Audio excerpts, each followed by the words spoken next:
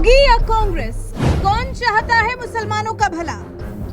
कांग्रेस राज में तो मुसलमानों को किया गया किनारे, मगर योगी सरकार ने मुसलमानों पर दिखाया प्यार। आंकड़े बता रहे हैं कौन चाहता है मुसलमानों का भला।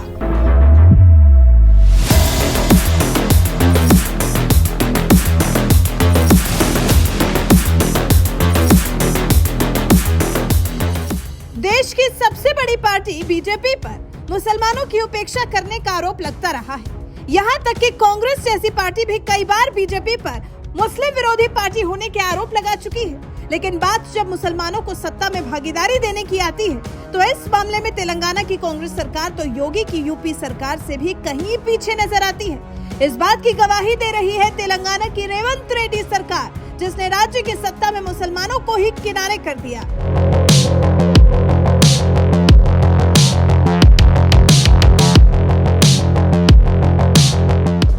राज्यों में हुए विधानसभा चुनाव के बाद जब नतीजे आए तो सिर्फ एक राज्य में कांग्रेस सत्ता में लौट पाई।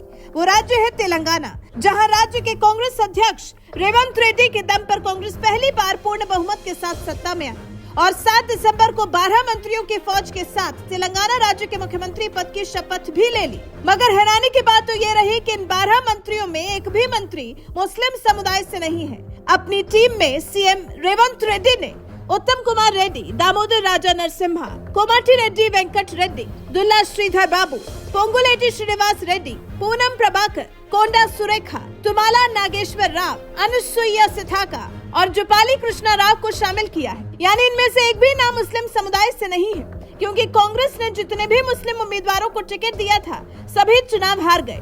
लेकिन इसके बावजूद कांग्रेस के पास दूसरा विकल्प था। वो चाहती तो किसी मुस्लिम को मंत्री बनाकर उसे 6 महीने के अंदर एमएलसी का चुनाव लड़वा सकती थी, लेकिन इसके बावजूद कांग्रेस ने दूसरा विकल्प नहीं अपनाया। और इस तरह से तेलंगाना के इतिहास में पहली बार ऐसा हो रहा है कि राज्य सरकार में मुस्लिम समुदाय से किसी को भी शामिल नहीं किया गया है। इससे पहले साल 2014 में जब तेलंगाना राज्य का गठन हुआ था तो बीआरएस चीफ के चंद्रशेखर राव यानी कि केसीआर ने पूर्ण बहुमत की सरकार बनाई थी, लेकिन कोई भी मुस्लिम जीतकर विधायक नहीं बना था। लेकिन इसके बावजूद केसीआर ने मोहम्मद महमूद अली को डिप्टी सीएम बनाया था, जो विधायक भी नहीं थे।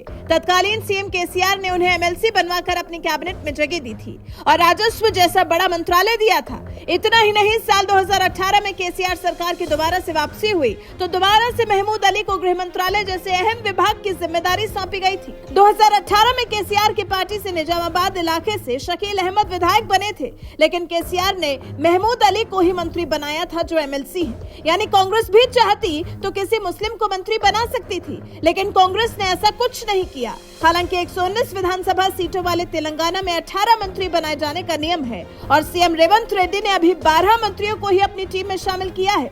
6 मंत्री अभी और बनाए जाने हैं। ऐसे में कयास लगाए जा रहे हैं कि इन मंत्री पद में से कम एक पद मुस्लिम समुदाय को दिया जा सकता है, लेकिन ये फैसला सीएम रेवंत रेड्डी कब लेते हैं ये फिलहाल देखने वाली बात होगी। योगी हुए मुसलमान पर मेहरबान। मुस्लिम समुदाय जिस कांग्रेस को अपना सबसे बड़ा हितैषी समझता रहा है, उसने तो तेलंगाना सरकार में मुस्लिम समुदाय को हिस्सेदारी नहीं दी, लेकिन जिस बीजेपी से मुस्लिम समुदाय कथित तौर पर नफरत करता है, उसी बीजेपी की योगी सरकार ने मुसलमानों को अपनी पहली सरकार में भी हिस्सेदारी दी और दूसरी सरकार में भी एक मुस्लिम को मंत्री बनाया। जहां तक योगी सरकार के पहले कार्यकाल की बात है तो सीएम योगी ने मोहसिन रजा को मंत्री बनाया था, जो विधायक भी नहीं थे। तो वहीं साल 2022 में सत्ता वापसी के बाद सीएम योगी ने दानिश अंसारी को अपनी टीम में शामिल किया है और वो भी विधायक नहीं है। इसी बात से आप समझ सकते हैं कि मुसलमानों को सत्ता में हिस्सेदारी देने का काम कौन करता है, बीजेपी या फिर कांग्रेस। बहरहाल तेलंगाना की कांग्रेस सरकार ने जिस तरह से मुस्लिम समुदाय को किनारे किया है और योगी सरकार ने अपनी सरकार में मुस्लिम समुदाय को हिस्सेदारी दी है, इस पर आपका क्या कुछ कहना है? अपनी राय हमें कमेंट कर जरूर बताएं।